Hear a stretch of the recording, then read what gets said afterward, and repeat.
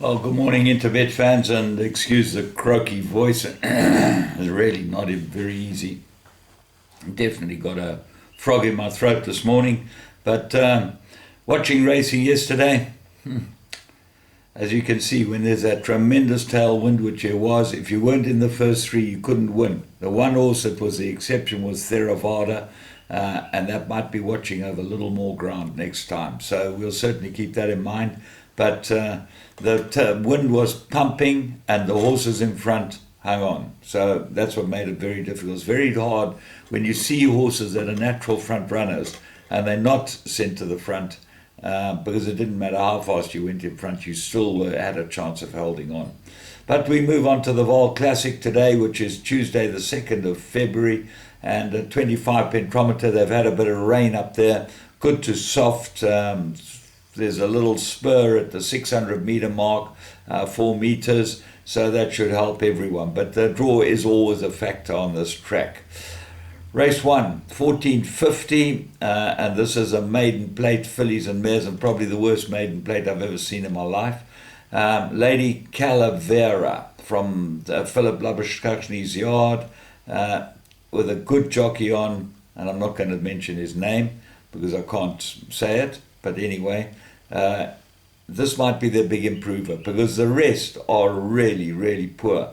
Fate of the Furious has run 2 very good runs with Mango. Well, 2 good runs. His best 2 runs have been with this rider, and so comes into the race with a chance. Ocean's Pride has had 36 starts to try and win a maiden and is your favourite, and I'm certainly not going to back it to win a 37th start.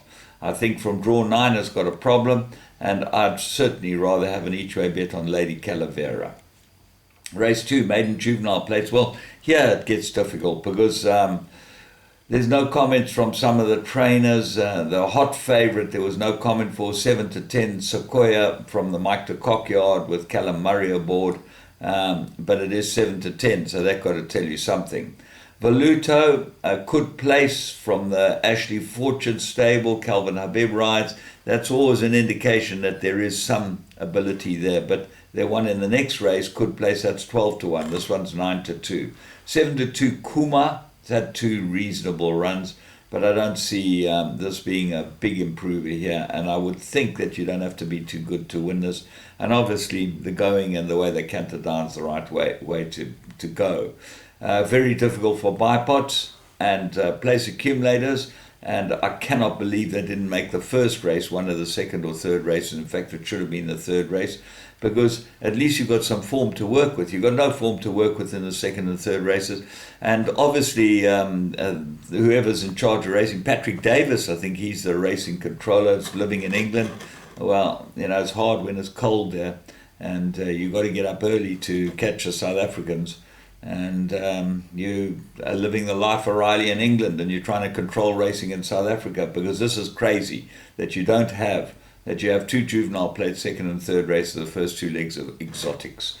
Third race, juvenile plate, 1,000 fillies and mares. Where's the graft here?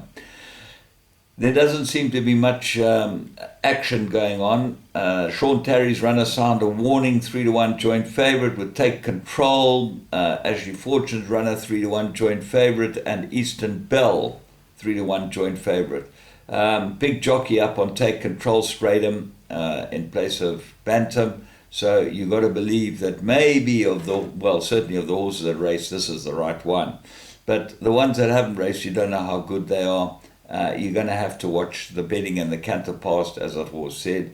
And, at least Moffat said that he thought his filly might run well. She certainly got some sort of chance. That was his comment. And I'd throw that into all your play, although it's 25 to 1, because he does believe she's got ability. And I think Stephen's got some idea. Race 4, maiden plate, 1,800 meters. And the top of the speed rating, my top selection, 7 to 1, everything in his favour. Shadow Creek, there's the right race for him.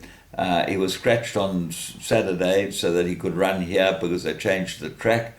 And that obviously means that this would be a good race for him. And I think he'll go very well, Shadow Creek. I think this is perfect for him. I think the 1800s are absolutely the right distance. I think 1600 has been a bit sharp, and certainly he always runs on. So I really like Shadow Creek. I think 7-1, big price about him. The 16-10 favourite, and all the money's come for number 14, Grimaldi, Paul Peter and Gavin Larena. Really nice first run. It was fancied, and it is a son of Dynasty, gelded son of Dynasty out of a Rocket Gibraltar mare. Should go all day, and obviously the horse to beat, but I'm really going to take my chances each way with Shadow Creek. Soldier's Song, second run at my battle. Forest Phoenix, look for improvement from that one. What did I say here? Macbessie improved last, but very moderate. White Fang, third run after arrest, lots to like about it. This might be the right trip as well. And Parallax, third run after arrest. So you could actually get away with a couple or load up. Race 5, 1800 meters, maiden plate fillies and mares, and I like Sensine here. I think she's ready. She gets Larena again. Larena rode her twice a couple of runs ago, and she ran pretty well. She's had 2 runs. She should be ready, this filly, and I think that she's got a bit of ability, so I'm going with her. What are the rest of them? Masakine looks like the danger. Has had 2 good runs, and definitely got a big chance here. Ran in a pretty weak work riders race and got well beaten by the winner. So one wonders how good that is, but I think Sensine might have a measure today. Rizzoli's got some form. Perfect Passion, couple of good runs, so expect that one to run pretty well. And the find of the race would be Duchess Bernadette. Put that into all your play. Last run, I gave her a bit of squeak of a chance. She got absolutely no chance from the saddle, so she will be a big improver here. And Sophia's first improved third run, so that might go in as well.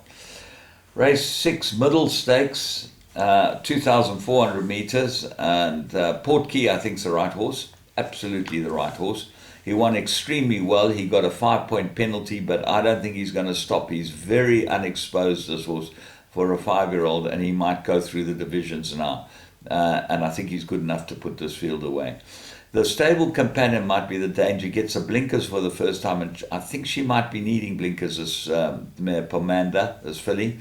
And so I expect her to run really well. Gold Griffin always runs on well, needs to have a decent pace.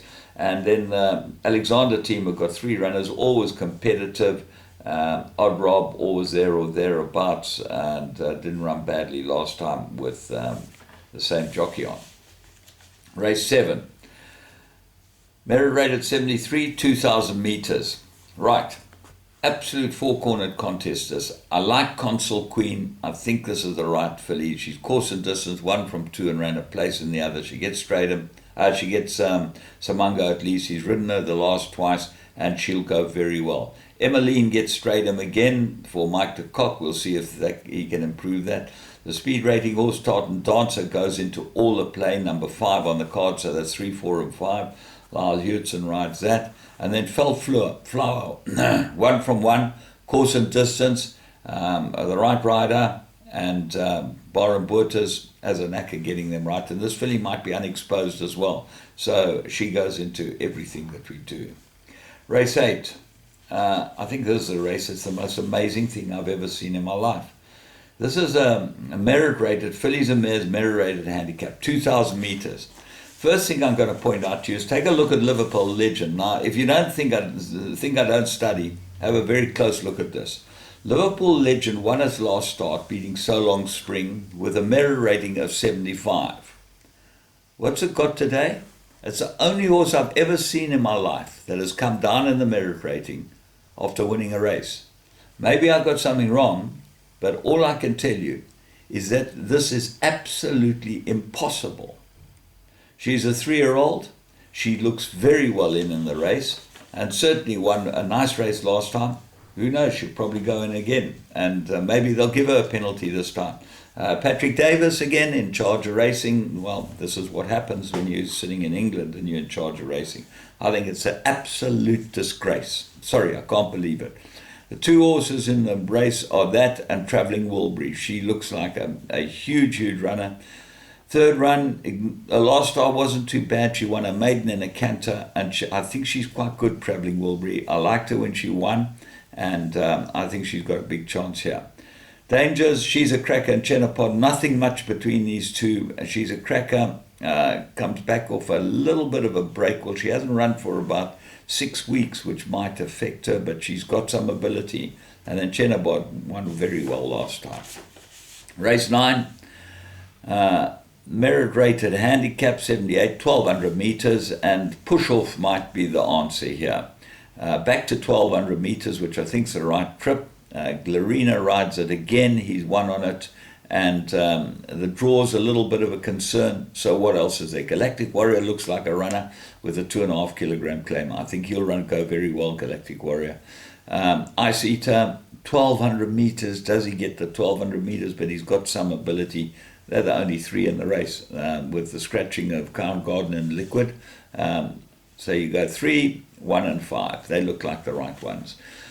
Interesting card and some interesting observations. I'd love to know the answers to those observations, but no one seems to want to be able to give them.